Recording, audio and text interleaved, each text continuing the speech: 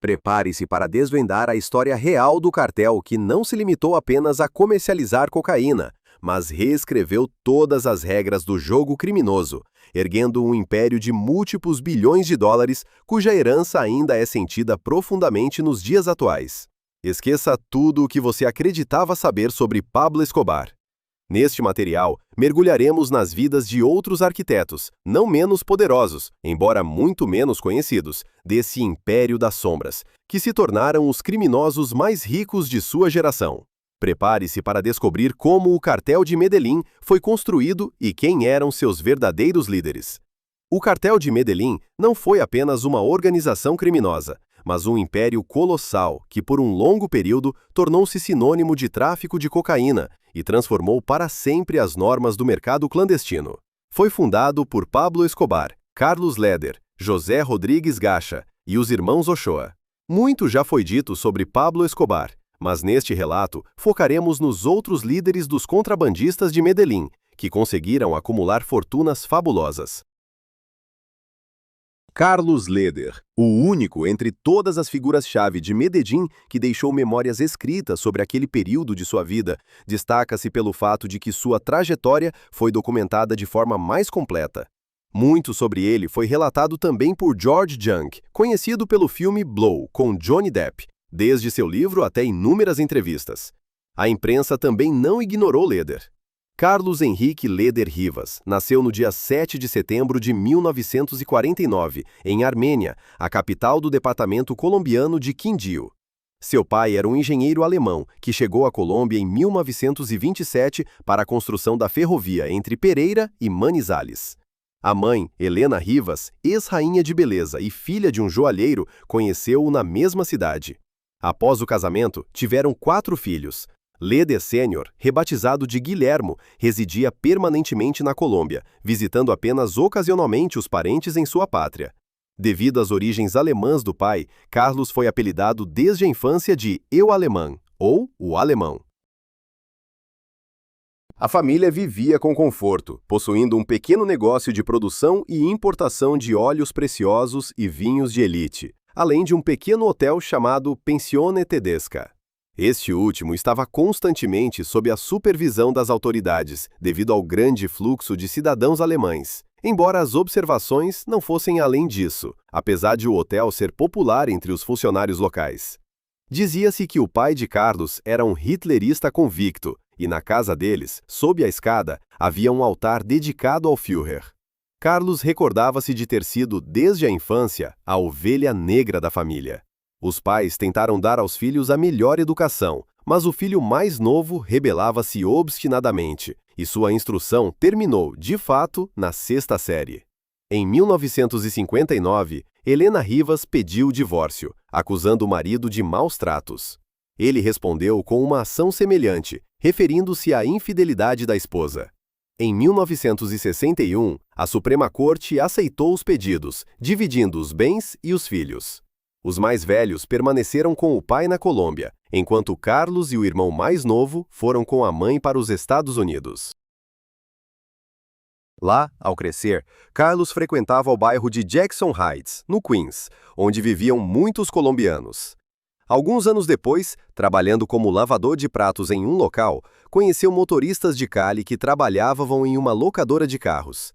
Eles chegavam sempre com carros novos e bonitos, e um dia, Leder ouviu que vendiam um carro novinho em folha por apenas $300.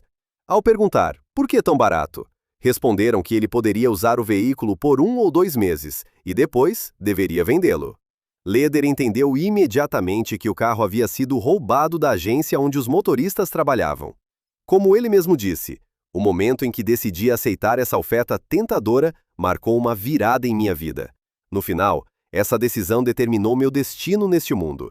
Esse foi meu debut no crime. Ele tinha então 18 anos. Aquele primeiro carro ele acabou vendendo em peças, obtendo um pouco mais do valor que pagou. Mas agora, Leder empolgou-se com a ideia de roubar e revender carros por conta própria. Inventou o seguinte método.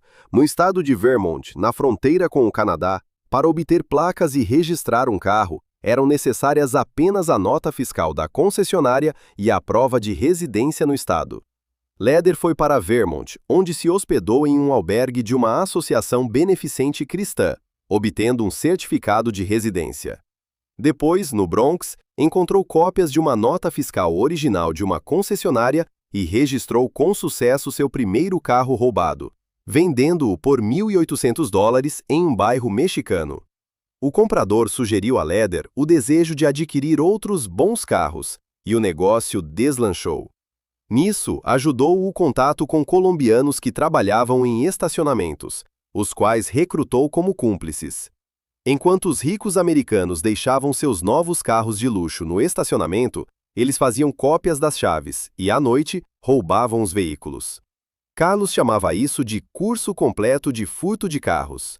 Os serviços dos manobristas custavam $300 por máquina. Logo, expandiu o negócio e transportava carros legalizados em Vermont diretamente para Medellín.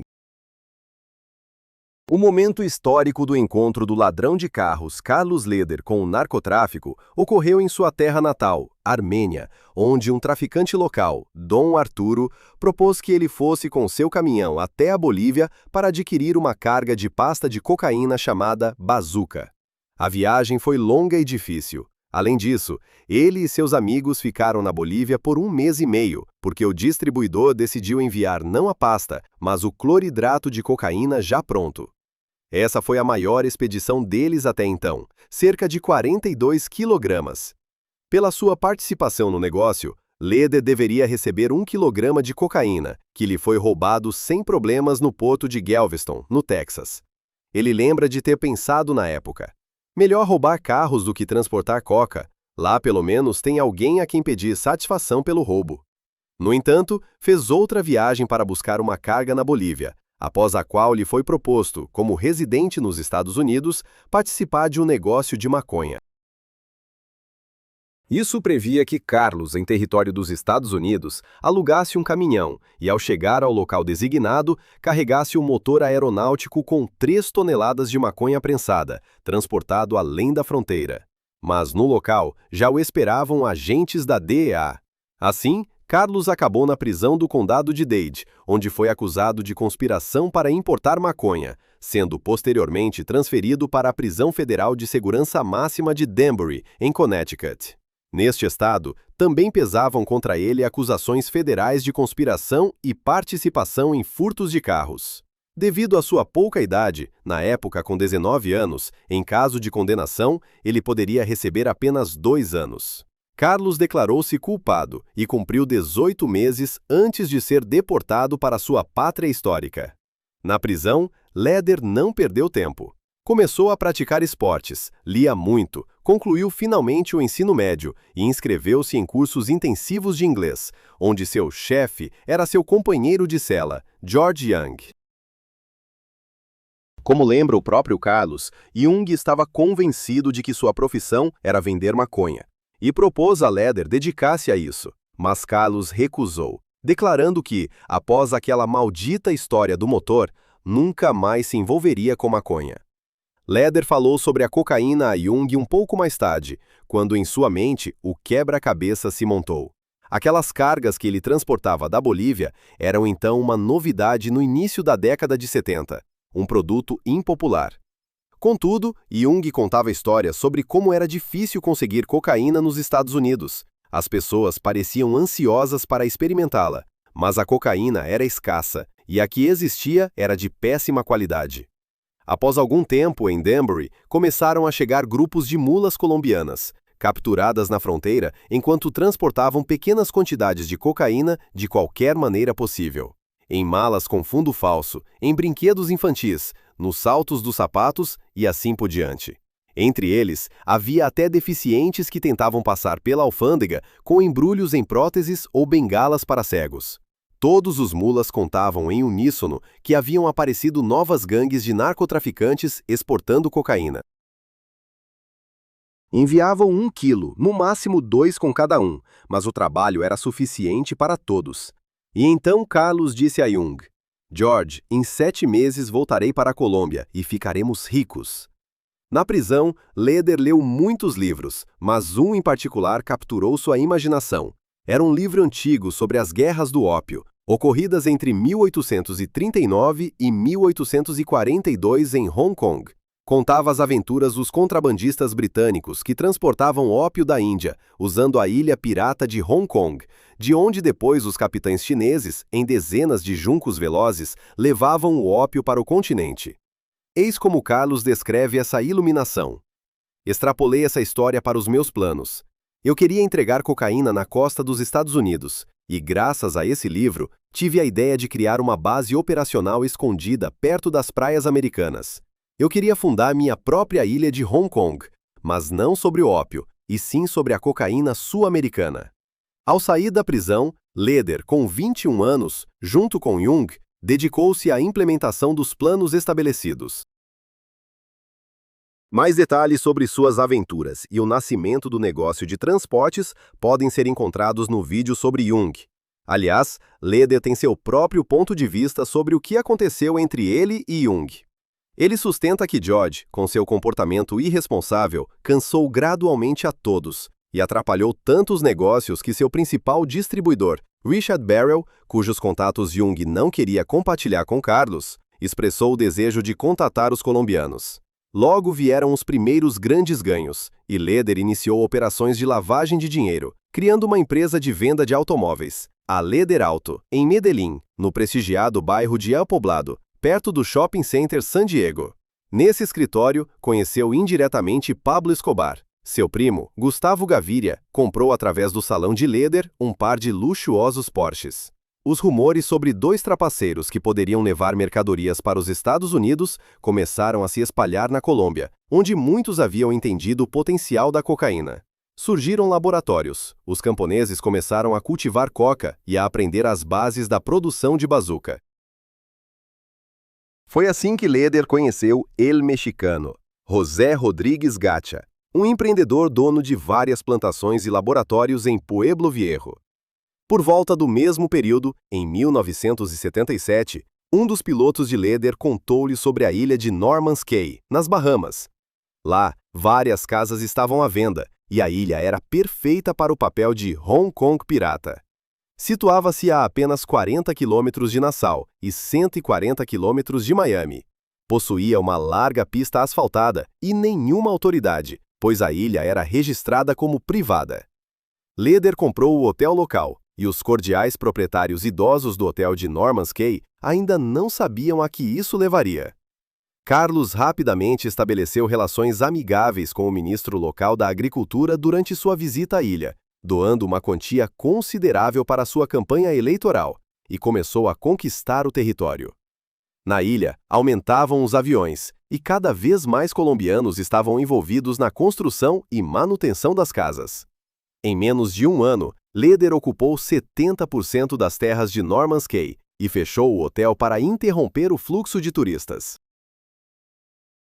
Os proprietários do Yacht Club e do centro de mergulho foram quase educadamente convidados a não retornar.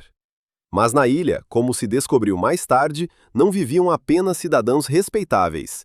Havia também Edward, que traficava maconha. Edward entendeu imediatamente quem havia conquistado a ilha e recorreu a Leder.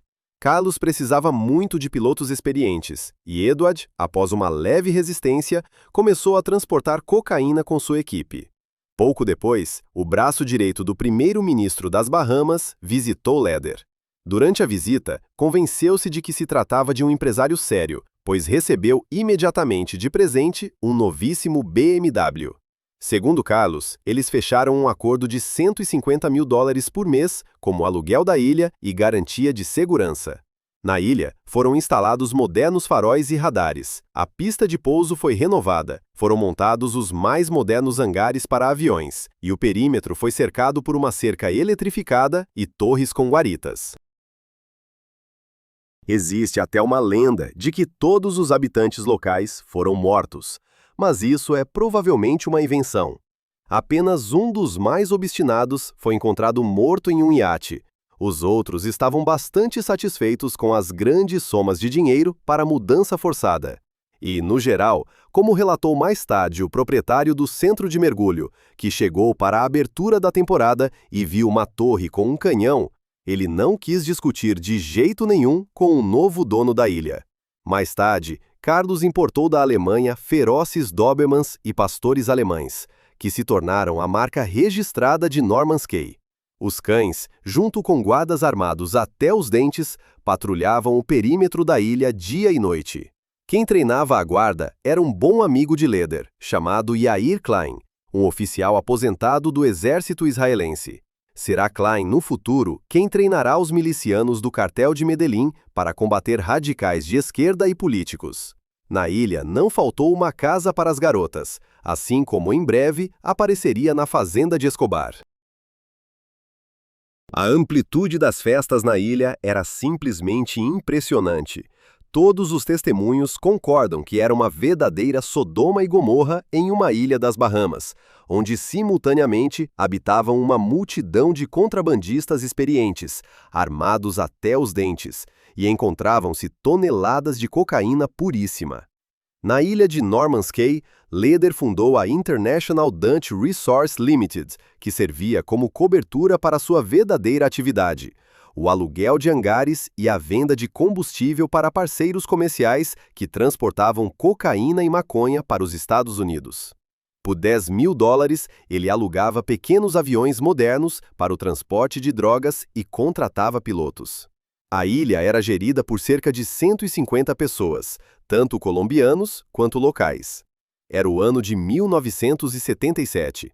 Naquele ano, Griselda Blanco, que na fase inicial havia apoiado Pablo Escobar, iniciava a guerra pela liderança no mercado de cocaína em Miami, e o próprio Pablo, Rodrigues Gacha e o clã Ochoa já haviam organizado aquela aliança que mais tarde seria chamada de Cartel de Medellín, e a qual logo se uniria organicamente Carlos Leder como transportador. Nenhum dos homens de Pablo, como eram então chamados em Medellín, falava inglês, conhecia a conjuntura do mercado, e suas relações com os vizinhos do norte não eram particularmente boas. Por exemplo, uma breve visita de um dos Ochoa a Miami quase terminou com sua prisão. Mas a mercadoria já era tanta que nenhum exército de mulas conseguiria manejá-la, e foi então que chegou para ajudar a empresa de transportes de Leder e Jung. Neste ponto, nos desviamos da história de Carlos Leder e falaremos sobre como Rodrigues Gacha e o clã Ochoa se tornaram membros plenos do cartel de Medellín. Em 1976, os 3 maiores traficantes estabeleceram uma aliança amigável em Medellín. Naquela época, sua organização ainda não era chamada de cartel, mas cada um deles, de uma forma ou de outra, havia atraído a atenção das autoridades americanas. Sobre Pablo Escobar, pode-se assistir a um vídeo separado, enquanto sobre os outros contaremos agora. Comecemos, talvez, com o já mencionado Rodrigues Gacha, apelidado de El Mexicano.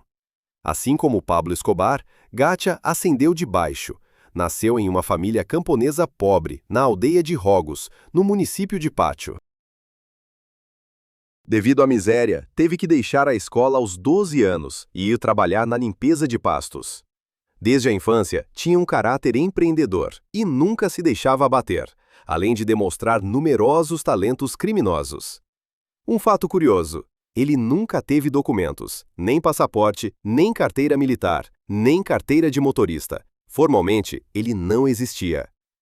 Um pouco mais velho, Gacha foi para Bogotá em busca de uma vida melhor, e lá conheceu Gilberto Molina, um magnata das esmeraldas, que eliminando todos os concorrentes em uma luta de 10 anos, tornou-se o verdadeiro senhor das minas de esmeraldas. Foi então que os talentos do jovem Gacha tornaram-se úteis. Primeiro tornou-se um assassino de aluguel do rei das esmeraldas, e depois liderou seu exército pessoal. Mas El Mexicano não queria ficar sob o comando de ninguém, e no início da década de 70 voltou sua atenção para a promissora nicho do tráfico de maconha.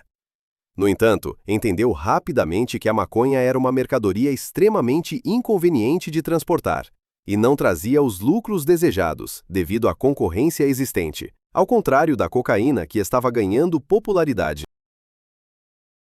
Gacha foi também um dos primeiros a entender um fato simples. A compra de pasta de cocaína no Peru e na Bolívia era um elo supérfluo, e importou plantas de coca para seu município de Pacho, esquecido por Deus e pelo Estado. No clima fértil, as plantas davam uma colheita 3 a 4 vezes ao ano, e em Pátio começaram a afluir camponeses sem terra de toda a região. Gacha apareceu pela primeira vez no radar das forças da ordem em 1976. Por volta desse período, conheceu Pablo Escobar, que estava ganhando impulso. Entre eles, estabeleceram-se rapidamente relações amigáveis, baseadas no respeito mútuo pela autoridade do outro. Além disso, Gacha, ao contrário de Pablo, nunca quis se tornar um político. Tudo o que ele queria era ganhar muito dinheiro. Como disse o agente da DEA, Baruch Vega, o mexicano era sempre um alvo mais significativo que Pablo, porque em suas mãos estava concentrada a maior parte das plantações, além do maior braço armado do cartel. No final da década de 70, cerca de 4.000 hectares nas densas selvas haviam sido plantados com arbustos de coca. No final da década de 80, esse número ultrapassaria os 150.000 hectares. O apelido El Mexicano foi dado a ele no mesmo período. Entre todos os membros do futuro Cartel de Medellín, Gacha era aquele que tratava melhor os mexicanos.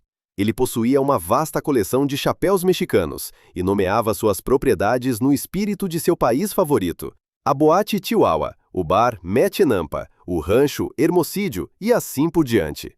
Como Escobar, Gacha dedicava-se ativamente à caridade em sua cidade natal. Construía casas, ajudava com dinheiro, organizava concertos. Mas amava sobretudo o futebol. Em particular, era um dos principais acionistas do Clube Milionários de Bogotá. E muitos notavam que em seu território sempre havia os campos de futebol mais bem cuidados e bonitos. Em geral, o futebol colombiano daquela época era completamente patrocinado pelos narcotraficantes. Isso era vantajoso por muitas razões. Em primeiro lugar, eles gostavam. Em segundo lugar, investindo dinheiro no balé para os pobres, os narcotraficantes ganhavam pontos e reputação entre o povo comum. E em terceiro lugar, e mais importante, através das organizações esportivas, era muito fácil lavar dinheiro. O império econômico de Rodrigues Gacha era controlado pela empresa Rodrigues G, cujo conselho de administração incluía o próprio El Mexicano, sua esposa Gladys e seus filhos Douglas, Gonzalo, José Fabián e Justa David. A partir dessa empresa, o narcotraficante controlava sua agroindústria Invegandes, com a ajuda da qual fornecia gado para suas fazendas em Cuernavaca, Mazatlán, Jalisco, Santa Rosa, Quinta La Chihuahua e para o rancho Hermosillo. Financiou também a criação de cavalos Chihuahua, onde eram mantidos seus luxuosos cavalos, cujo tesouro principal era Tupac Amaru, um garanhão comprado por $1 milhão de Ochoa Sênior. O reconhecível logotipo da empresa, na forma da silhueta de uma cabeça de cavalo, adornava a entrada de sua casa principal em Pátio, chamada Casa Gacha, famosa por seu luxo. A casa havia sido construída por um arquiteto japonês para não incomodar os vizinhos.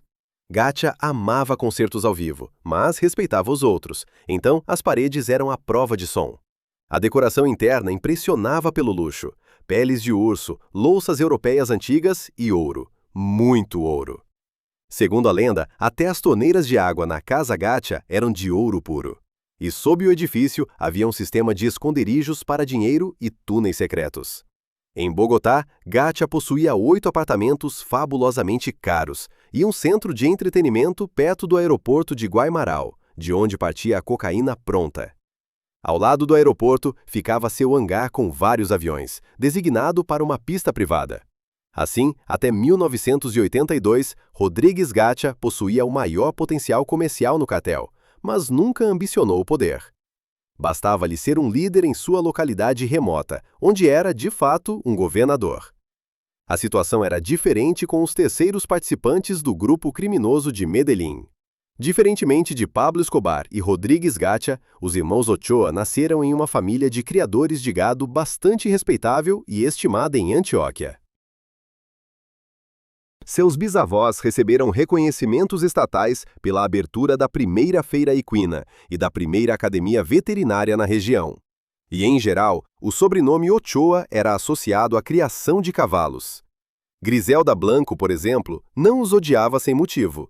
Crescida à margem da cidade, desde menina olhava com inveja a bela casa dos Ochoa nas colinas. Embora deva-se notar que sua posição e seu status em Medellín naquela época não significavam riquezas descomunais, como para muitos outros habitantes que pensavam onde encontrar um pedaço de pão. Jorge, o segundo dos 3 filhos de Fábio Ochoa Restrepo e Margarita Vázquez, nasceu 2 meses antes de Escobar e o conhecia desde a infância. O pai de Ochoa, um homem caricaturalmente gordo, era renomado como o melhor domador de cavalos da província e havia criado uma nova e refinada raça. Em meados da década de 60, Fábio abriu o restaurante da família Margueritas, chamado como a fazenda de sua família em Antioquia.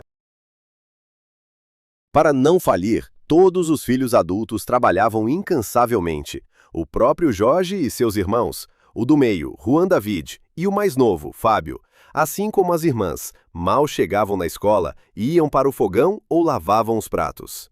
Advogados e jornalistas frequentemente mencionavam a suposta infância difícil de Jorge, dizendo que ele arrastou a família para o contrabando de cocaína porque tinha pena da mãe e das irmãs que trabalhavam exaustivamente da manhã à noite. Mas, na realidade, ainda não se sabe exatamente como a respeitável e estimada família se envolveu no tráfico de cocaína. Naquela época, Jorge estava sempre em evidência. Tinha 1,80 m de altura e tendência à corpulência como o pai. O gordo Jorge, proporcionalmente aos seus ganhos, raramente pesava menos de 90 kg. Não se parecia com um criminoso, como todos em sua família. Era um homem de família exemplar, calmo e de modos suaves. Raramente se permitia uma taça de vinho branco seco, não fumava tabaco e de drogas nem se falava. Contudo, tinha um verdadeiro faro para negócios. Considerava a dependência dos americanos pela cocaína um vício, mas bastante inofensivo. Deixe que se divirtam aqueles que podem pagar, e ele, Jorge Ochoa, aquecerá as mãos sobre as fraquezas humanas. Em meados da década de 70, começou a visitar o Texas a negócios e a observar o mercado. Depois, Ochoa foi a Miami como especialista em importação e exportação de cavalos. Na realidade, estava estabelecendo contatos entre os colombianos locais para a venda de cocaína na costa leste da América. Ainda hoje não se sabe com certeza que papel desempenhava nisso tudo o pai da família. Segundo uma versão, era ele o chefe não apenas de seu clã, mas de todo o cartel de Medellín. Por isso viveu uma vida tranquila, dedicando-se aos cavalos, e nunca foi processado, tentando se distanciar dos filhos que haviam escolhido o caminho do vício. Em 1977, na ensolarada Miami, Jorge Ochoa demonstrou uma verdadeira imprudência provinciana. Vangloriou-se de ter introduzido nos Estados Unidos cerca de 100 kg de cocaína. Muito provavelmente, tratava-se de uma ação isolada, porque 1 ano antes, uma parente sua havia sido presa na fronteira com uma minúscula carga de 1,5 kg. Isso significa que eles, como todos na época, usavam mulas. Seu interlocutor revelou-se um informante da DEA, de que na época havia muitos em Miami.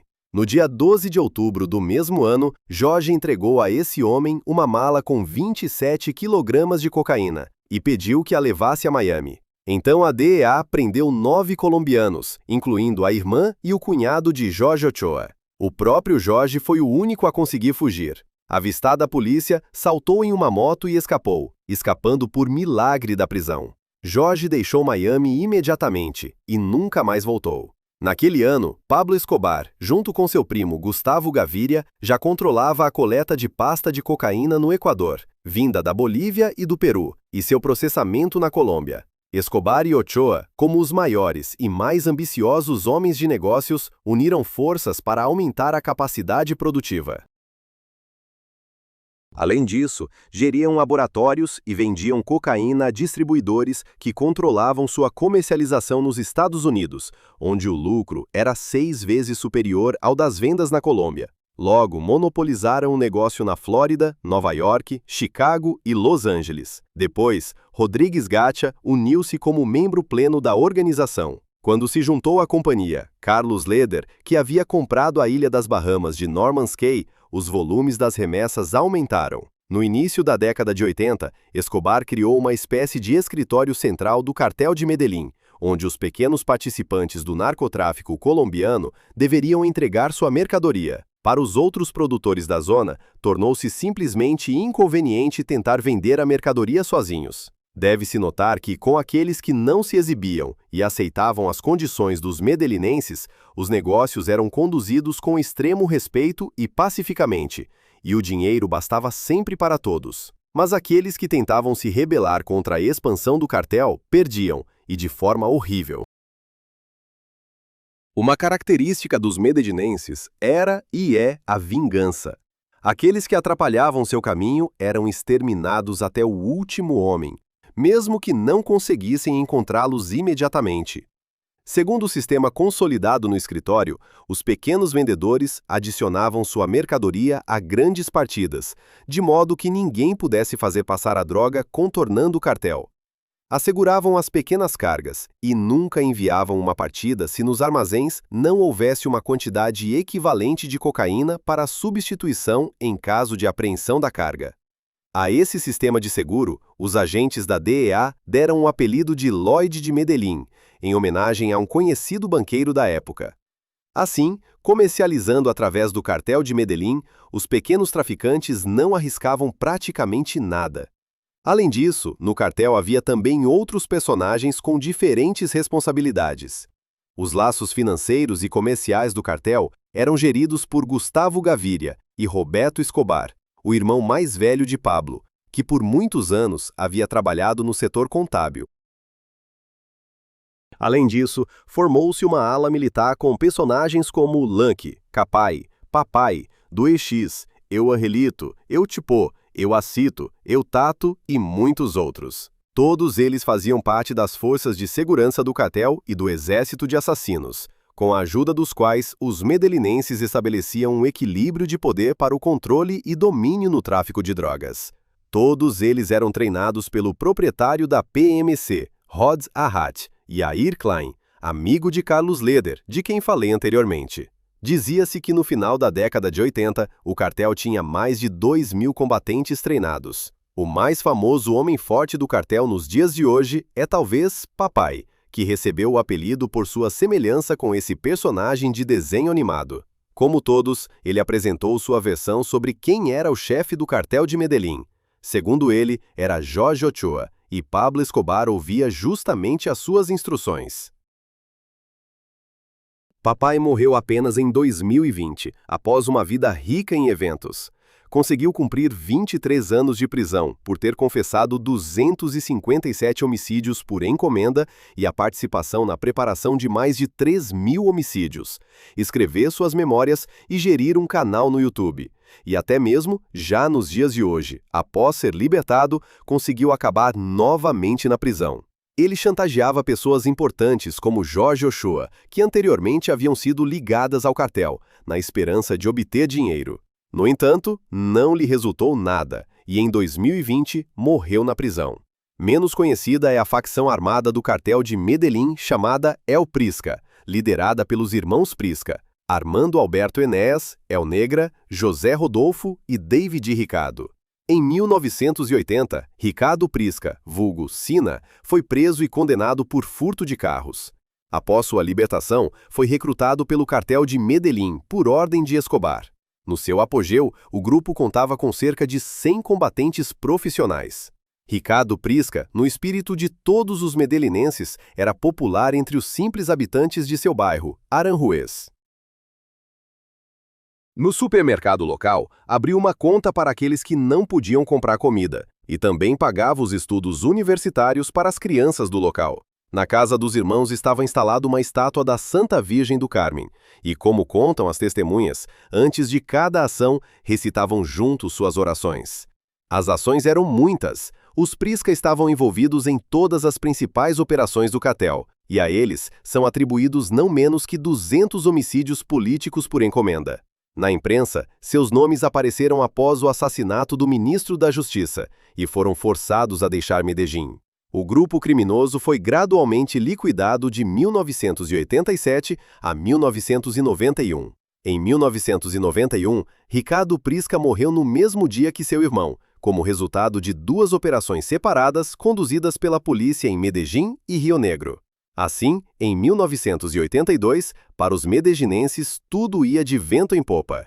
Os centros de produção do cartel localizavam-se no sul do país, nas planícies orientais e nos departamentos de Meta e Caquetá.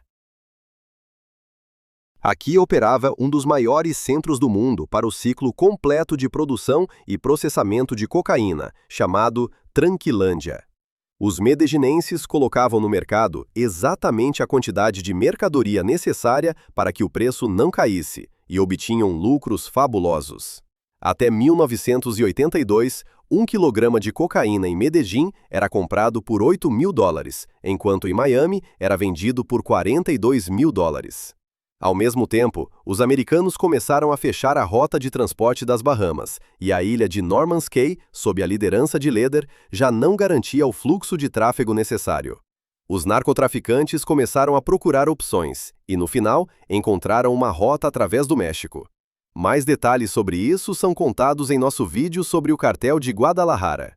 No âmbito desta história, mencionamos apenas que cocaína havia o suficiente para todos, tanto para os colombianos quanto para os mexicanos. Além disso, a abertura dos canais mexicanos levou a uma excessiva oferta no mercado, e o preço por quilograma previsivelmente caiu.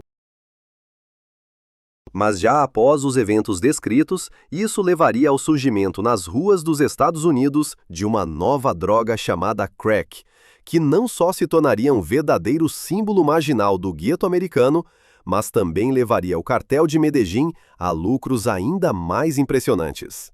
A propósito, um fato interessante. Na própria Colômbia, a cocaína na década de 80 não gozava de particular popularidade. Em primeiro lugar, apesar da diminuição do preço, permanecia cara para o colombiano médio. E em segundo lugar, os colombianos haviam se dedicado ao fumo de pasta de cocaína bazuca, que tinha um efeito de dependência instantânea e um impacto devastador. Vítimas da bazuca foram também Carlos Leder e Griselda Blanco. Um dos poucos fatores de freio para os narcobarões de Medellín era a lei sobre a extradição. Este acordo bilateral de 1979 entre Estados Unidos e Colômbia havia sido ratificado por ambas as partes até 1981, mas na época, poucos lhe tinham dado atenção. A notícia nem sequer acabou nas primeiras páginas dos jornais, e ao que parecia, não dizia respeito de todo à Colômbia. No entanto, até 1982, os reis da cocaína, com o crescimento da organização, entenderam que o acordo lhes dizia respeito diretamente. A ameaça principal estava escondida no artigo 8. As pessoas envolvidas no contrabando de drogas estão sujeitas à extradição para os Estados Unidos, mesmo que nunca tenham deixado o território colombiano. Era apenas necessário demonstrar que essas pessoas representavam um perigo para os Estados Unidos, isto é, lá forneciam droga. E cada um deles, de uma forma ou de outra, já havia acabado na mira da DEA, que, no entanto, não entendia plenamente o quanto essa organização havia crescido e que se tratava, em geral, de um grupo coeso, não de um amontoado de potentados locais que poderiam ser destruídos separadamente. O artigo 8 da Lei sobre a Extradição significava que os promotores americanos podiam pedir a extradição de qualquer pessoa que estivesse de alguma forma envolvida no tráfico de drogas.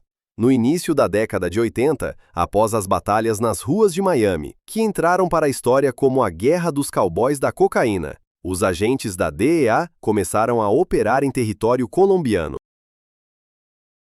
A DEA entendeu que os grandes traficantes temiam as prisões americanas como o fogo e, por isso, preferiam agir da segurança da Colômbia. Os nomes dos chefes do narcotráfico, como Carlos Leder, começaram gradualmente a aparecer nas manchetes dos jornais. Mesmo assim, por longos anos, haviam acumulado diligentemente suas fortunas nas sombras. Na Colômbia daquela época, operava o grupo terrorista de extrema-esquerda M-19.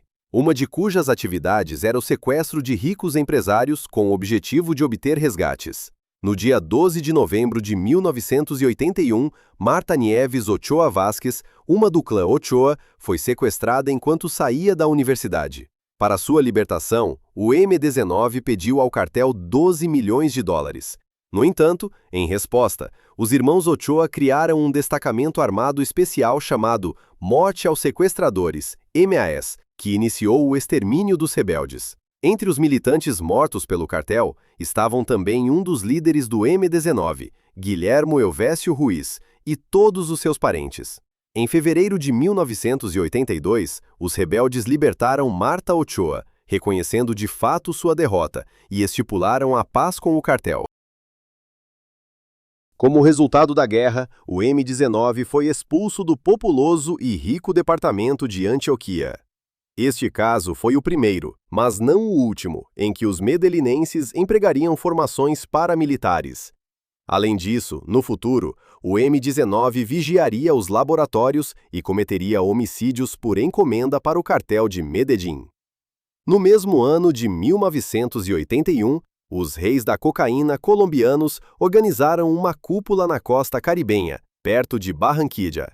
Aqui encontrava-se o rancho de Jorge Ochoa, a fazenda Veracruz.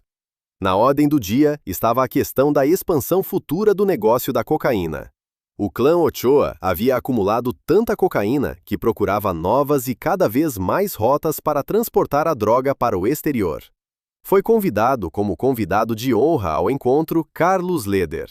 Suas posições em Norman's Cay ainda eram sólidas, mas ele, como os outros, entendia que a capacidade do pequeno ilhéu já não satisfazia a crescente demanda no mercado americano. Aos traficantes faltavam aviões, pilotos e, sobretudo, novas rotas de contrabando. Em Veracruz, os jovens narcotraficantes, em um encontro anterior, haviam também apresentado seus próprios planos para organizar novas rotas e mercados de escoamento. Em 1980, Ochoa havia instalado em Pocandia, no noroeste da Colômbia, perto da fronteira com o Panamá, um sistema de radionavegação de longo alcance. Graças a esse sistema, da pista de pouso da Fazenda Veracruz podiam-se efetuar todos os voos. Com mais de 1,5 km de extensão, a pista era adequada até para grandes aviões de carga. Discutiam cargas conjuntas, dividiam as tarefas para controlar ao máximo o narcotráfico.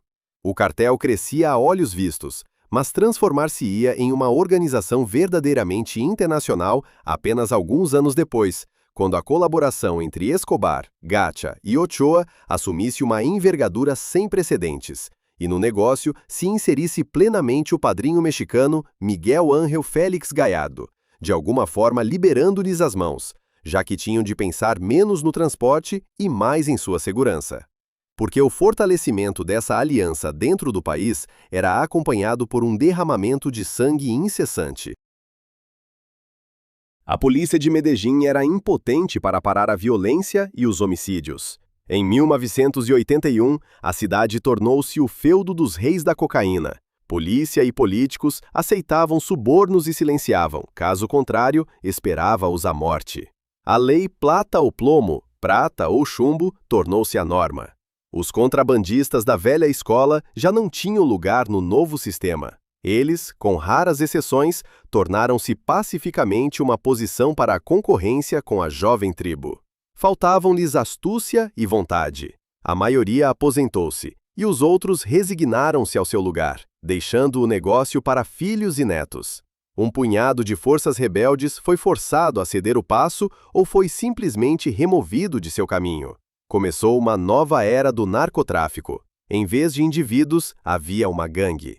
Contudo, a cidade fervilhava de indivíduos suspeitos que desperdiçavam dinheiro à torto e à direito. Portanto, as despesas diárias dos reis da cocaína no início da década de 80 não chamavam particularmente a atenção. O dinheiro afluía para a cidade como um rio e gastavam-no em competição. Inicialmente, era bastante difícil distinguir os ricos.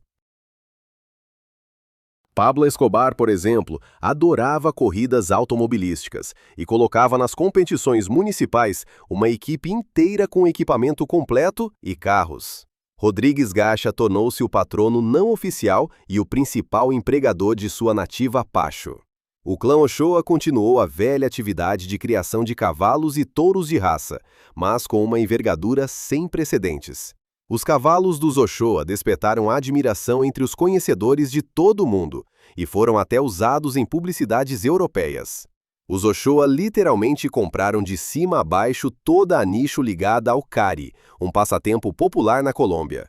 As paixões que adiam neste negócio eram até chamadas pela imprensa de Cartel de Medellín do Cari. Destruíram todos os concorrentes, os pacíficos proprietários de ranchos para a criação de touros, para se tornarem monopolistas. Com os touros de combate espanhóis está ligado um caso penal, graças ao qual Jorge conseguirá voltar para a Colômbia. Mas sobre isso falaremos mais adiante. Carlos Leder construiu em Armênia um hotel chamado La Posada Alemana, a estalagem alemã. Tinha 24 luxuosos quartos em estilo suíço, um restaurante, um centro de conferências, uma boate com terraço panorâmico, um mini zoológico com leões e uma adega com uma coleção de vinhos finos de todo o mundo. Em frente ao hotel, destacava-se um monumento a um John Lennon nu, tocar o qual antes de uma viagem era considerado de boa sorte entre os contrabandistas. Leder comprava em sua nativa Armênia casas residenciais, edifícios de instituições estatais, empresas privadas, o que levou a uma especulação imobiliária generalizada, e os preços das terras triplicaram.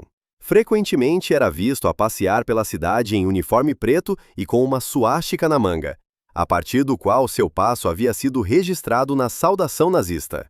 Leder interessou-se também pela editoração. Possuía seu próprio jornal, publicado em enormes tiragens, intitulado El Cóndor Libre, o Condor Livre. Era impresso com tinta verde e proclamava a civilização da maconha, com uma leve nuance de nazismo. Pablo Escobar, a propósito, não gostava muito de Leder, devido à sua agora evidente dependência do fumo de bazuca. Além disso, Leder dizia disparates a cada passo. Às vezes gritava slogans fascistas, às vezes vangloriava-se de ter doado um monte de dinheiro ao Partido Liberal para apoiar candidatos à presidência. Assim, vinculou publicamente seu nome, e junto a ele, os nomes de seus companheiros contrabandistas ao sistema político colombiano. E é por isso que aparecia mais frequentemente nas manchetes dos jornais. Naturalmente, o cartel tentava influenciar as autoridades de alto nível. Mas apenas Leder se vangloriava disso, atraindo atenção. Escobar chamava-o nada menos que bocón, que significa tagarela. Mas seus contatos e suas relações ainda eram importantes para a organização. Leder, naturalmente, comportou-se de forma imprudente, mas Escobar superou a todos. Não foi à toa que ele se tornou, aos olhos da opinião pública, o líder formal de toda a organização. Nas eleições de 1982, no estilo "Os chefes querem o poder", entrou oficialmente no Congresso colombiano pelo distrito de Envigado como suplente. Quando o representante principal de Envigado estava doente ou simplesmente ausente, Escobar o substituía. O traficante de droga havia se tornado deputado. Escobar e Ortega apoiavam o senador Alberto Santofimio, um dos pilares do Partido Liberal, que possuía um poder e uma influência colossais. Santofimio, o político favorito dos reis da cocaína, tornou-se um símbolo da corrupção do sistema político colombiano. O mandato presidencial de Turbay Ayala chegava ao fim, já que 1982 deveria ser o ano das eleições, e aos narcotraficantes continuava a incomodar a lei sobre a extradição, que os impedia de operar a pleno regime. Em uma das reuniões, Rodrigues Gacha fez entender claramente que seus contatos no partido de oposição relatavam uma boa notícia. O candidato do Partido Conservador, Belisário Betancur, havia confirmado pessoalmente a um de seus advogados que, em caso de vitória, não pretendia extraditar cidadãos colombianos para os Estados Unidos. No entanto, Escobar tinha ganchos em outro partido e apostava nos liberais. Carlos Leder, em seu livro, conta como com todas as forças do cartel lançaram-se na abolição da extradição. Este episódio é curioso do ponto de vista do trabalho conjunto de cada membro da organização criminosa. Pablo obteve um assento no Congresso como suplente de Ortega e começou a apoiar a campanha do candidato López. Por mais difícil que seja entender isso hoje, nós, criminosos experientes, não havíamos compreendido plenamente o jogo dos líderes políticos. Tinham acabado de aprovar no Congresso um tratado que podia nos expulsar da nossa pátria, mas ao mesmo tempo queriam nosso apoio em dinheiro e votos. Pablo concordou em um encontro com o candidato López. Este aceitou com a condição de que o encontro ocorresse em sigilo em um quarto de hotel no Intercontinental. Na noite anterior, Pablo Escobar convocou a todos em seu escritório. Chegaram outros 6 chefes: Jorge Luiz Ochoa, Gustavo Gaviria, Pablo Carré, Alonso Denas, Rodrigo Murillo e eu mexicano. Propôs doar inicialmente $100 mil cada um. Depois chegou Lopes e declarou com segurança que, no momento, o tratado de extradição permaneceria em fase de estudo e não acreditava que seria aplicado no futuro próximo. Pablo mencionou o contato à doação que deveriam fazer-lhe e disse que o apoio continuaria. Após um par de dias, recebi um telefonema de Pablo Escobar, perturbado. "Força, Carlos, preciso da tua ajuda. Estes políticos já nos traíram. Carlos, não pode continuar assim. Não sabem com quem estão lidando. Roubaram-nos $800 mil e agora riem na nossa cara. Faz alguma coisa, Carlos." Descobriu-se que na imprensa o quartel-general eleitoral de Lopes havia assegurado que este havia dado uma conferência de imprensa para contar em detalhes o apoio a este político de Bogotá. Na conferência de imprensa, Leder explicou aos jornalistas que honestos e atenciosos homens de negócios haviam entregado ao candidato à presidência Alfonso Lopes uma doação equivalente a $800 mil como protesto contra a extradição. No dia seguinte, a notícia estava em todos os jornais. No Partido Conservador ficaram muito contentes com a revelação do encontro. Rodrigues Gatia disse que, da sua parte, junto com outros comerciantes de pátio, havia doado aos conservadores quase $1 milhão. E, como nota Leder, foi justamente a aposta de Gatia que venceu. Chegou o tão esperado dia das eleições e o candidato Belisário Bettancourt venceu com uma ampla margem. O novo presidente declarou que não visitaria Washington enquanto fosse presidente da República. Para o cartel de Medellín, este era um sinal forte e tranquilizador de que o tratado de extradição não seria implementado durante seu governo. No entanto, alegraram-se cedo demais, porque os americanos, entretanto, não dormiam. Começaram com o personagem mais visível do cartel, Carlos Leder. Sua euforia narcótica não levou a nada de bom. A ilha de Norman's Cay tornou-se um verdadeiro covil, e o próprio proprietário desenvolveu paranoia e megalomania. No dia 11 de março de 1983, Leder fundou o Movimento Nacionalista Latino, um novo partido político com uma aura ultranacionalista e neonazista. Seu objetivo fundamental era a imediata revogação do Tratado de Extradição entre Estados Unidos e México. Pouco depois, Norman's Cay teve de ser abandonada e logo depois foi tomada de assalto, e todas as contas de Carlos foram congeladas. Entre todos os sujeitos à extradição, o embaixador americano definia Leder como a figura número 1. Era ele o mais visado pelas forças da ordem americanas. Leder estava perfeitamente consciente da ameaça. Podia ser expulso não apenas da Colômbia, mas de qualquer país com o qual os Estados Unidos tivessem um acordo bilateral sobre a extradição de criminosos. Já em 1982, Leder havia enviado seus homens ao Departamento de Estado dos Estados Unidos para sondar o terreno e se encontrara pessoalmente com um agente da DEA na Colômbia. Havia oferecido vender Norman's Cay aos Estados Unidos por 5 milhões, se fechassem o caso. Uma base militar não lhes desagradaria? Disse então Leder de forma significativa. Foi obviamente recusado. A insolência e a petulância de Carlos não conheciam limites. No final de julho, deu uma entrevista à rádio de Bogotá, Caracol, declarando ter comprado suas ilhas nas Bahamas por mais de $1 milhão e desde então serviram fielmente às mais lucrativas empresas colombianas. Sem pronunciar a palavra cocaína, confessou ocupar-se do transporte de mercadorias para amigos.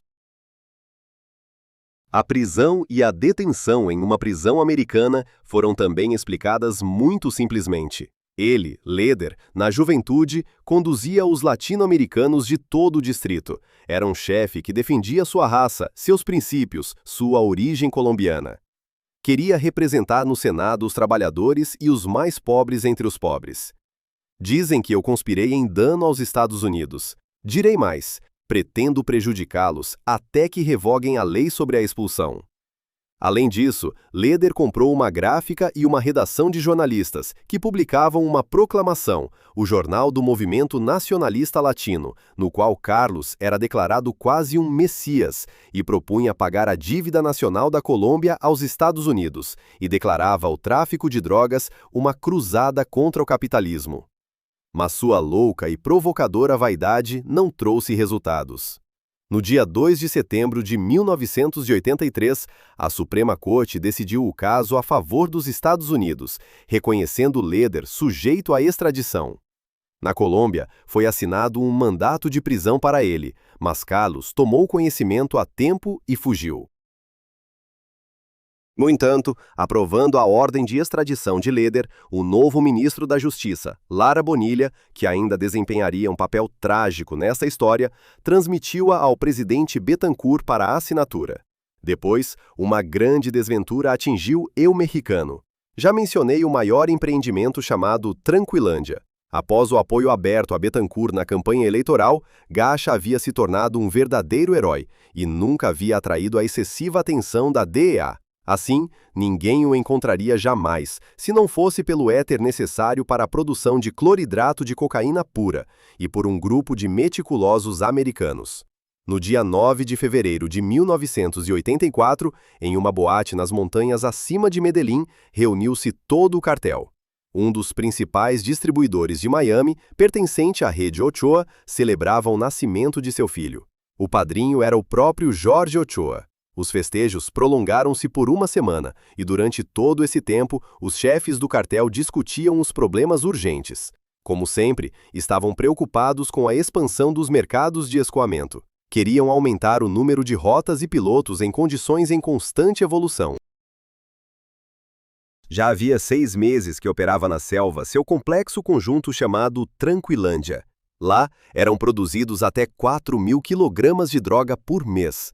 Nas florestas, haviam se acumulado muitas toneladas de cocaína, e o novo complexo exigia um abastecimento ininterrupto e absorvia toneladas e toneladas de matérias-primas, a mais importante das quais era o éter. É necessário na última fase do longo processo químico de produção da cocaína.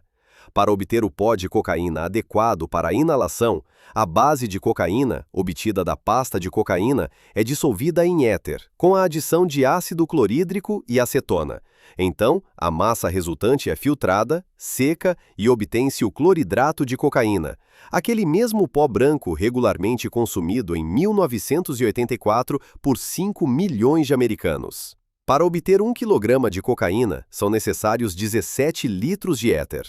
O éter não era produzido na Colômbia, pelo menos nas quantidades necessárias aos narcotraficantes. Então, encomendavam-no do exterior.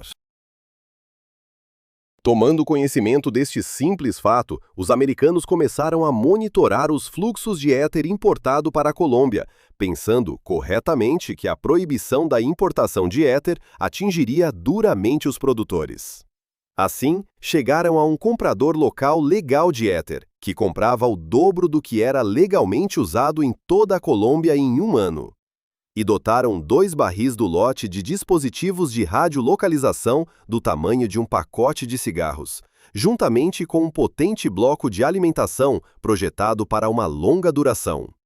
Do éter, toda essa estrutura era separada por um fundo falso. O primeiro sinal veio de Nova Orleans, de onde os barris se dirigiram para os arredores de Barranquilla, diretamente à famosa fazenda Veracruz, situada nas amplas posses do clã Ochoa. Após algum tempo, o éter deixou Veracruz e foi transportado por avião para o sul. E o sinal seguinte proveio das densas selvas do leste da Colômbia. Era este o destino. Uma equipe de assalto de 42 pessoas partiu para a operação e conseguiu colher de surpresa os narcobarões. Não foi oposta à resistência. A passagem seguinte revelava novas e cada vez mais vastas dimensões das atividades dos medelinenses. Não era apenas o laboratório principal, mas uma verdadeira fábrica com um ciclo completo de produção de cocaína. Dava de comer e vestia cerca de 100 pessoas. Havia geradores, chuveiros, máquinas de lavar e secar. Perto da pista de pouso, os policiais contaram 305 barris de acetona, 363 de éter, 482 bombonas de gasolina vermelha, 133 bombonas de combustível para aviões, enfim, enormes estoques de matérias-primas. Logo ficou claro para o que eram destinados. Segundo o registro de voo, abandonado de dezembro de 1983 a fevereiro de 1984, este aeroporto improvisado havia recebido 15.000 toneladas de pasta e base de cocaína. E então foi descoberta a cocaína, 2 toneladas de cocaína em diferentes estados agregados. Logo chegaram os jornalistas, e a televisão colombiana transmitiu a maior carga de cocaína da história. Nenhum deles havia visto tanta droga. Foi então que vazou o nome do campo Tranquilândia. Ao lado dele, encontrava-se Cocolã e até Cocolã II, em fase de construção. Provavelmente, cada um dos campos pertencia a diferentes chefes. Foi descoberto também um campo guerrilheiro, pertencente às Forças Armadas Revolucionárias da Colômbia, FARC. Obviamente, os guerrilheiros vigiavam a produção de cocaína. Em meio mês, quase 14 toneladas de cocaína transformaram-se em fumaça, e com elas, 14 laboratórios e campos, 7 aviões e 11 barris de éter e outros produtos químicos. As autoridades colombianas calcularam que em 2 anos, esses laboratórios haviam rendido aos traficantes de cocaína 12 bilhões de dólares de lucro líquido. Os campos destruídos, juntamente com a cocaína queimada, causaram uma perda 10 vezes menor. Após o ataque da DEA, as autoridades colombianas entenderam que o cartel de Medellín não estava mais coletando cargas de toda parte de pequenos laboratórios caseiros. A existência de Tranquilândia indicava que não era uma descoberta casual, mas uma verdadeira fábrica, e as outras não seriam menos. Talvez já fossem dezenas ou até centenas. Além disso, os fatos indicavam que tudo isso pertencia aos medelinenses. O éter no Rancho Veracruz levava diretamente ao clã Ochoa. Mas a maior revelação foi o envolvimento de Rodrigues Gacha no empreendimento. Revelou-se um coproprietário pleno dos laboratórios encontrados na selva. A indicá-lo era um avião destruído, descoberto em uma das pistas de pouso nas densas florestas. O proprietário do avião era Justo Pastor Rodrigues Gacha, o irmão de El Mexicano. O sinal seguinte veio da pequena cidade de Letícia, onde se espalhou o boato de que Rodrigues Gacha estava completamente falido após o ataque de Tranquilândia. Ao que parecia, já desde meados de dezembro de 1983, ele havia começado a transferir pasta e bases de cocaína do Peru para Tranquilândia, investindo somas colossais. O colapso financeiro de Rodrigues Gacha confirmava claramente que ele era um parceiro do cartel de Medellín. Assim, toda a liderança da organização criminosa acabou na mira das forças da ordem. Na véspera do ataque, o preço de 1 quilograma de cocaína em Miami para compras por atacado era de $14.000. Após o ataque, subiu instantaneamente. Pela primeira vez nos últimos 3 anos, manifestou-se uma escassez de cocaína, e os combatentes antidrogas alegraram-se. O ataque infligiu ao cartel um dano indubitável. Mas a história não acaba aqui. Lara Bonilla, o ministro da Justiça, atacava com insistência o nascente deputado Escobar no campo político, e este respondia, por ora, nos limites da razoabilidade. O resultado de seus acesos debates em campo legal foi a saída de Pablo do mundo da grande política no início de 1984. Este foi o início do fim. Primeiro, Tranquilândia, que revelou toda a composição do cartel de Medellín. Depois, a renúncia à imunidade parlamentar de Pablo, as contínuas revelações de Carlos Leder na imprensa e sua quase aberta admissão de tráfico de cocaína. A bela fachada que os medelinenses haviam construído por tanto tempo retirou-se, revelando sua natureza bestial. Faltava pouco para o início do derramamento de sangue nas ruas da Colômbia. No dia 30 de abril, Lara Bonilla foi morto em seu carro enquanto voltava para casa. No crime participaram vários assassinos de aluguel, dos quais apenas um sobreviveu. A corrente de engajamento desses sicários, assassinos pagos, é tão longa que as investigações e a captura dos culpados não farão grandes progressos. Todos suspeitam tanto de Leder quanto de Ochoa. Mas no final, muito provavelmente, foi uma decisão impulsiva de Pablo Escobar, frustrado pelo seu fracasso na política, que ativou a corrente de numerosos militantes ao serviço do cartel. A guerra entre traficantes e políticos começou naquela noite. No dia 30 de abril de 1984, o presidente Belisário Bettencourt ordenou perseguir impiedosamente tanto os chefes do cartel de Medellín quanto seus cúmplices.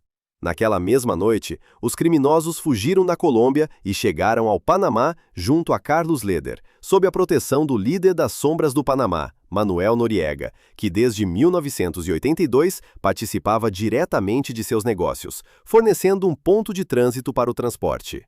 Noriega acolheu os exilados sob sua asa, forneceu aos chefes do cartel guarda-costas e deu-lhes conselhos úteis. Ochoa alugou uma casa perto do Hotel Marriott. Escobar viveu em hotéis em Vale e Bombita, ou em uma taverna festiva. Só o asilo de Escobar custou US$ 1 milhão. Esse dinheiro foi parar nos bolsos de Noriega. Sob a proteção de Noriega, o cartel conduziu um jogo duplo com o objetivo de longo prazo de restabelecer sua antiga potência. De um lado, os traficantes iniciaram um enorme laboratório nas selvas de Darién, no Panamá, e pretendiam criar semelhantes na Nicarágua. Mas, por outro lado, não eram contrários a se reconciliar com o governo colombiano, na esperança de que o passado fosse esquecido e que todos os seus pecados fossem perdoados. Os medelinenses enviaram, através de um intermediário, uma longa carta de 6 páginas a Belisário Bettencourt. Chamaram esta extraordinária mensagem de declaração unilateral, sublinhando a honestidade e a franqueza de sua posição, e pediram ao presidente que considerasse a possibilidade de seu reconciliamento com a sociedade colombiana. Na primeira parte, os autores delinearam brevemente a história do narcotráfico na Colômbia. Aqui afirmava-se que nossas organizações hoje controlam de 70% a 80% do volume total de cocaína produzida no país e geram cerca de US$ 2 bilhões de rendimento anual. Seguia-se então a segurança de que as organizações que representamos não têm qualquer responsabilidade direta ou indireta pelo homicídio de Lara Bonilla. Além disso, os traficantes dissociaram-se da política, declarando que mudar o sistema democrático e republicano existente na Colômbia não entrava em seus planos. Na segunda parte do memorando, ao governo era oferecido um acordo. Da sua parte, os reis da cocaína comprometiam-se coletivamente a entregar ao Estado todos os aeroportos e laboratórios secretos, a dissolver o cartel, a colocar seu dinheiro em circulação na Colômbia, a fornecer assistência na plantação de culturas agrícolas no lugar de coca e maconha, e a colaborar com o governo nas campanhas para erradicar a toxicodependência e curar os toxicodependentes no país. Em troca, os traficantes queriam que Bettencourt anulasse o estado de sítio, introduzido após o homicídio de Bonilla, e aceitasse não extraditar para os Estados Unidos os criminosos que haviam violado a lei antes desta significativa carta. Em outras palavras, o cartel pedia a anistia. Os narcotraficantes recebiam 2 bilhões por ano e mantinham-nos fora do país. O retorno impune dos contrabandistas significava o retorno à economia colombiana de uma quantidade incrível de dinheiro. Ao país era oferecido um suborno colossal. Os membros do cartel não receberam resposta nem de Bettencourt nem de ninguém e continuaram a se esconder no Panamá, perdendo gradualmente seus milhões. No dia 15 de junho de 1984, no aeroporto de Miami, a alfândega interceptou 1,2 kg de cocaína, embalada em caixas com a inscrição perfumes. Os perfumes encontravam-se nas câmaras frigoríficas de um avião de carga de uma companhia aérea panamenha, que alugava aviões. Uma semana depois, os agentes panamenhos confiscaram 6.000 cisternas de éter na zona do Canal do Panamá. Noriega também estava jogando o jogo duplo. De fato, imperadores na pátria, no Panamá os medelinenses encontraram-se indefesos. Foram acompanhados por infortúnios e escândalos clamorosos. Tornou-se evidente que o cartel teria de deixar o Panamá. Nem Escobar, nem Ochoa sentiam-se tranquilos fora da Colômbia. Ambos sabiam que, no final, o lugar mais seguro seria em casa, onde sempre poderiam comprar a proteção dos poderosos e contratar assassinos para manter à distância os inimigos. Mas Bettencourt não pretendia ceder. No lugar de Lara Bonilla, nomeou ministro da Justiça outro combatente contra a narcomáfia, Henrique Parejo González. Parejo era inflexível, como Lara Bonilla, mas, ao contrário do falecido ministro, agora podia contar com o apoio de Bettencourt. Até o final do verão, os Estados Unidos haviam pedido a extradição de mais de 60 réus colombianos em casos de contrabando de droga. E, finalmente, no dia 14 de agosto, o juiz da Suprema Corte de Bogotá, Manuel Castro Gil, moveu uma acusação preliminar contra 10 suspeitos do homicídio de Lara Bonilla, e entre os chamados mandantes estavam Jorge Ochoa e Gonzalo Rodrigues Gacha. Leder representava um valor especial para as autoridades. Diferentemente de Escobar, Ochoa e Rodrigues Gacha, que se escondiam no Panamá, Leder havia voltado para a Colômbia e divertia-se com os guerrilheiros nas florestas, tornando-se o principal responsável pelos laboratórios e pela produção ininterrupta de mercadoria. Foi o único para quem Bettencourt assinou a ordem de extradição para os Estados Unidos, e Leder não tinha mais direito a recurso. Se Carlos fosse preso, poderia ser tranquilamente colocado em um avião e enviado para os Estados Unidos sem qualquer burocracia. Em fevereiro de 1985, Leder deu uma entrevista à televisão espanhola, em um de seus esconderijos na selva. Barbeado, despenteado, vestido com calças camufladas e um colete preto, disse aos jornalistas que pretendia criar um exército de 5.000 homens para defender a independência nacional, que o problema da extradição dos criminosos para os Estados Unidos havia se tornado um problema de libertação nacional, e que Lara Bonilla havia sido morto pelo próprio povo, antes que o ministro, com a ajuda dos imperialistas, conseguisse mandar muitos colombianos a julgamento nos Estados Unidos. Leder considerava-se um símbolo de todos os combatentes contra o imperialismo e afirmava que, nesta luta, o fim justifica os meios. Entretanto, no final de 1984, o cartel de Medellín havia em parte recuperado seu antigo poder e sua influência. Tudo havia realmente se acalmado e haviam podido fazer retorno à pátria. Pablo Escobar e Gonzalo Rodrigues Gacha ocupavam-se tranquilamente de restabelecer a rede de produtores e distribuidores. Leder estava na selva. E quanto a Jorge Ochoa, desde maio não se sabia mais nada dele. Seus irmãos geriam as redes na Colômbia, mas Jorge parecia ter desaparecido após um incidente extremamente confuso e complicado com o contrabandista informante Barry Seal, cujos testemunhos e fotografias haviam despido Jorge da imagem de exemplar criador de cavalos de Antioquia. E não só. Seal havia encontrado provas dos laços dos cartéis com os contras nicaragüenses, que por sua vez eram os piores inimigos do presidente Reagan, e estes começavam a se mover se apenas em algum lugar se ouvisse um tiro na cabeça. Em 1986, aproximadamente em julho ou no início de agosto, Ochoa emigrou para a Espanha, com a qual tinha há muito laços pelo seu negócio da criação de cavalos e pelos negócios do cartel. Apresentou-se em Madrid com o nome de Moisés Morena Miranda, com um aspecto ligeiramente alterado. Ochoa viajava pelo país com a esposa e causava uma impressão exclusivamente respeitável. Mas os colombianos eram sempre infortunados no exterior, e especialmente Jorge. Pouco após sua chegada, a esposa de Ochoa começou a depositar vultosas somas de dólares nos bancos locais. Em um dos bairros mais luxuosos de Madrid, compraram uma propriedade de 750 metros quadrados com piscina, campos de tênis, armazém e boate. Na garagem havia 4 Mercedes. Ochoa matriculou o filho em uma escola americana com ensino bilíngue. No final de agosto, ao escritório do Procurador Especial Espanhol para a Prevenção e Eliminação do Narcotráfico, chegaram por canais secretos informações de que Morena Miranda não era quem dizia ser. Foi conduzida uma investigação e logo se entendeu que Morena Miranda era um contrabandista que queria se estabelecer na Espanha. No dia 25 de setembro, a polícia descobriu seu verdadeiro nome e interceptou 5 telefonemas. Ochoa ligava para a Colômbia, Londres, Panamá e Bélgica. A polícia comunicou-o ao residente da DEA em Madrid, e este telegrafou para Washington. O Departamento de Justiça preparou um pedido de extradição de Ochoa em relação ao caso nicaragüense. O pedido foi enviado à Embaixada Americana em Madrid e no dia 17 de outubro, o embaixador entregou uma cópia dos documentos ao Ministério das Relações Exteriores espanhol. Os Estados Unidos pediam a prisão de Ochoa. A polícia espanhola o seguia há vários meses. A envergadura de suas atividades era assustadoramente grande.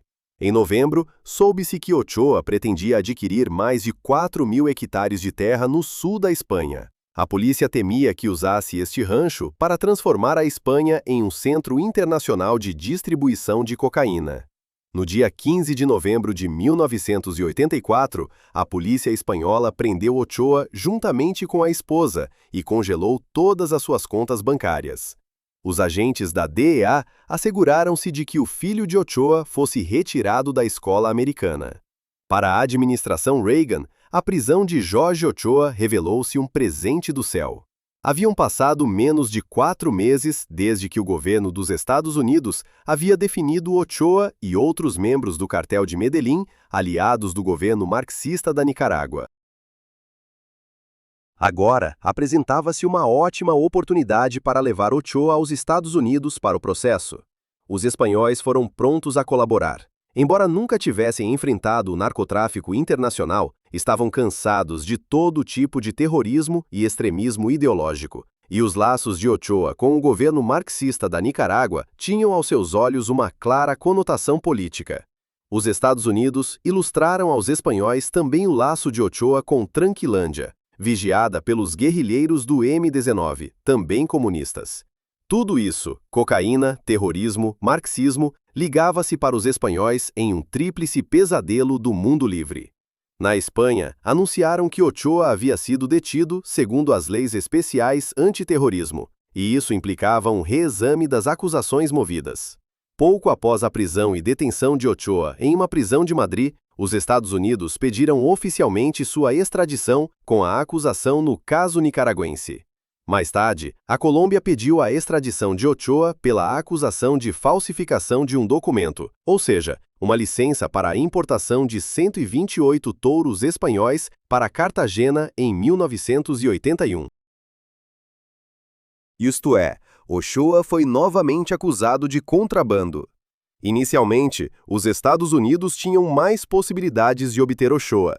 O contrabando de droga era mais grave que o contrabando de touros, e os pedidos de extradição dos Estados Unidos foram apresentados antes da Colômbia. O governo espanhol tentou anular essas vantagens, ou contornar o adversário de alguma outra forma. Não passou nem meio ano que a Colômbia pediu novamente a extradição de Ochoa. Desta vez, o pedido provinha de Medellín. Seus compatriotas desejavam processá-lo pela mesma operação nicaragüense, com base no fato de que sobre Ochoa já havia sido iniciado um processo penal em Miami. E na realidade aconteceu o seguinte: um caro amigo de Jorge Ochoa encontrou em Miami o acesso aos registros judiciais, fez fotocópias da acusação nicaragüense e enviou-as ao Tribunal Distrital de Medellín.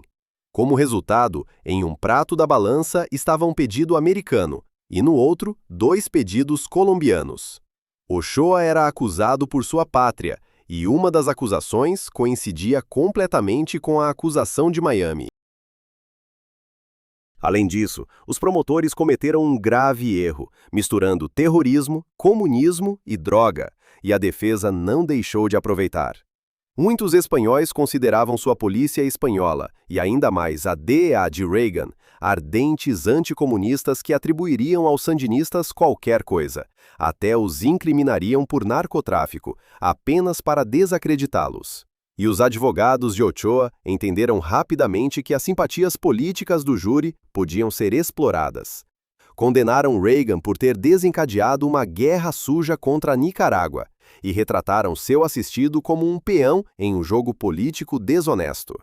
Contudo, também os promotores recorreram a vários pequenos estratagemas. Certa vez, a notícia espalhou-se rapidamente por todo o país que os amigos de Ochoa haviam tentado uma audaciosa tentativa de sequestrá-lo da prisão, puxando-o a bordo de um helicóptero. Mais alguns dias depois, algumas fontes policiais relataram à agência de notícias espanhola que Ochoa havia tentado subornar os policiais que conduziam as investigações. Nesta história, Ochoa era pintado como o vice-rei do negócio mundial da cocaína, o segundo homem depois de Escobar, o que nos convence mais uma vez sobre quem era realmente o líder do cartel de Medellín. Não se sabe com certeza. O caso Ochoa foi discutido na Câmara Penal do Tribunal Nacional Espanhol. O tribunal examinou o material apresentado por quase 9 meses. Ochoa declarou-se culpado de ter ilegalmente importado touros para a Colômbia, mas negou categoricamente sua participação no contrabando de droga e declarou que, pela acusação de narcotráfico, não se sentaria no banco dos réus, nem na Colômbia, nem nos Estados Unidos. Os defensores sublinharam obstinadamente o subtexto político das acusações e tentaram de todo modo desacreditar a causa dos Estados Unidos. Sustentaram que a acusação era ridícula, pois baseada nos testemunhos de Barry Seal, um criminoso e mentiroso inveterado. Em essência, Seal era a principal e única testemunha da acusação. A defesa, no entanto, teve de admitir os testemunhos de outros 2 agentes da DEA ligados a Barry Seal. Estes limitaram-se a relatar os testemunhos de Seal, mas segundo as leis espanholas, os testemunhos de segunda mão têm valor legal. Assim, a acusação agora dispunha não de uma, mas de 3 testemunhos. O caso de extradição de Ochoa junto à Corte Nacional da Espanha foi fixado para o dia 17 de setembro de 1985. Durante a audiência, os espanhóis trataram Ochoa como um separatista basco preso. Era considerado um criminoso particularmente perigoso, com amigos particularmente perigosos, e provavelmente havia razões válidas para isso.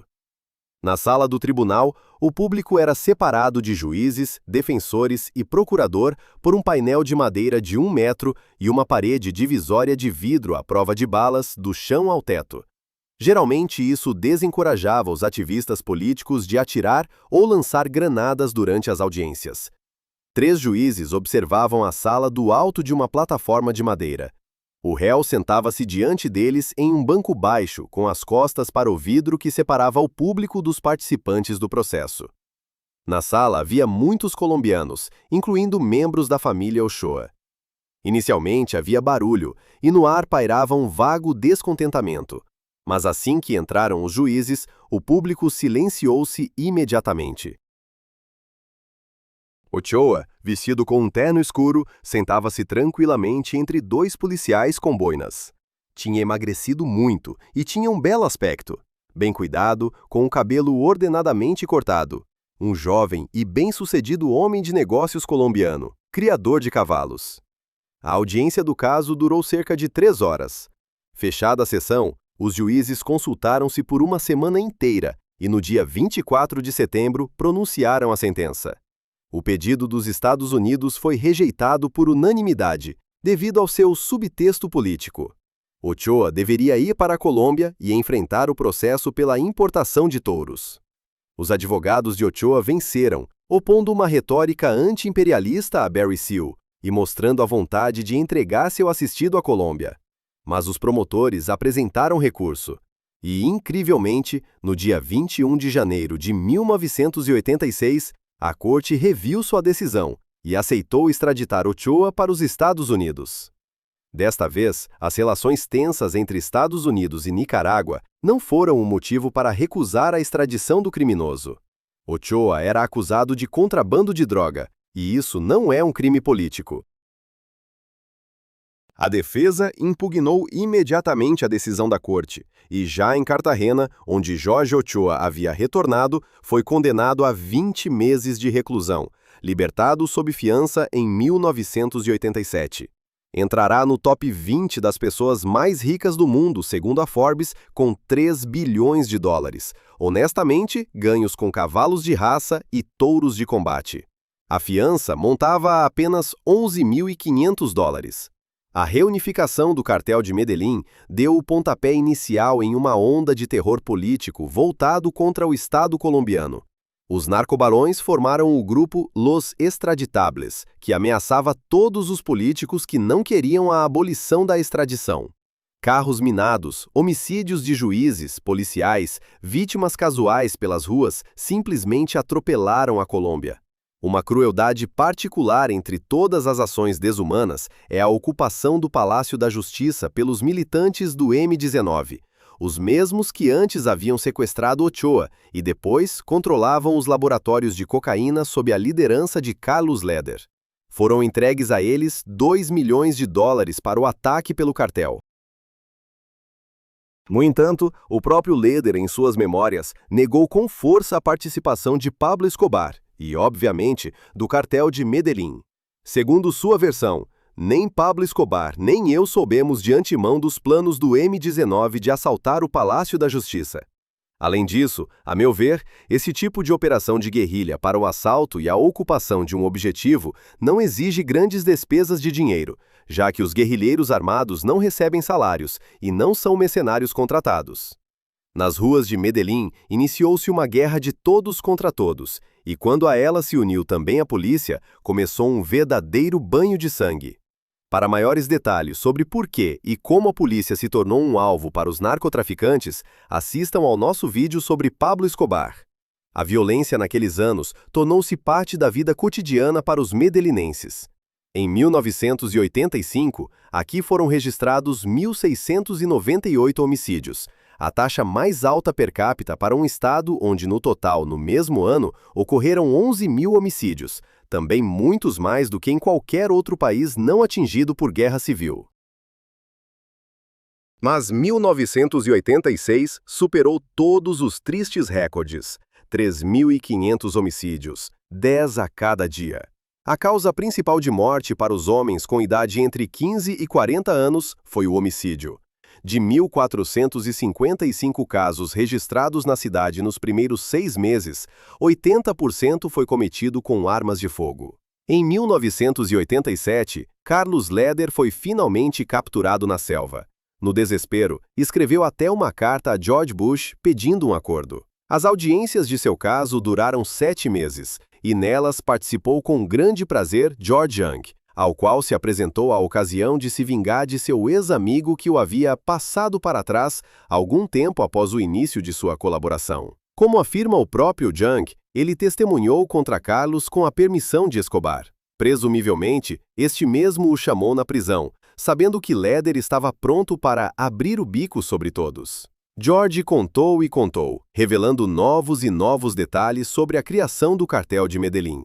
Definiu-o como o evento mais significativo de sua vida, quando todos os anos passados eram revelados em detalhes para a diversão.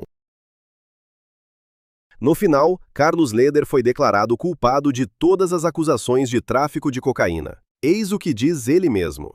Claro, eu era culpado a 100% de todas as acusações de tráfico de muitas toneladas de cocaína. Eu era um contrabandista. Eu era um traficante internacional que penetrava através das fronteiras terrestres, marítimas e também no espaço aéreo dos Estados Unidos, transportando cocaína sul-americana. Era minha perigosa profissão. E como membro do cartel de Medellín, minha missão e meu dever eram os de um narcotraficante colombiano, que a Drug Enforcement Administration perseguiu por muitos anos.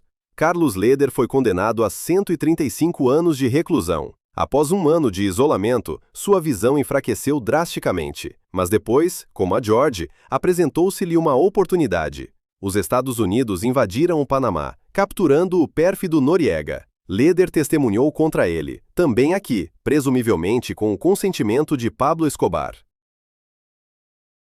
Segundo essa versão, Carlos escreveu-lhe uma carta pedindo para testemunhar contra o cartel de Medellín e seus laços com Noriega, obtendo uma resposta positiva e a promessa de que ninguém de sua família sofreria danos. Escobar manteve a promessa, e Leder teve esperança. Pelo acordo, foi-lhe reduzida a pena para 55 anos, dos quais cumpriu 33 do início ao fim, trabalhando na maior parte do tempo na cozinha da prisão. No verão de 2020, foi libertado e deportado para sua segunda pátria, a Alemanha, onde vive ainda hoje. Este ano, publicou um livro sobre sua vida intitulado Vida e Morte do Cartel de Medellín. O hotel La Posada Alemana, após 19 anos, transformou-se em um enorme bordel a céu aberto, onde se reuniam os amantes de John Lennon. Atualmente, a área de La Posada Alemana foi transformada em um parque recreativo para famílias, e a famosa estátua desapareceu em uma direção desconhecida. E agora, voltemos à década de 80. A prisão de Leder não influenciou minimamente a atividade de seus colegas, à parte o fato de que Jorge Ochoa, após suas peripécias espanholas, retirou-se temporariamente para as sombras, deixando as rédeas para seus irmãos. Conseguiu sair do tribunal sob fiança, e a partir desse momento foi como se não tivesse mais participado do cartel. Em essência, permaneceram os dois membros mais impiedosos, Escobar e Rodríguez Gacha.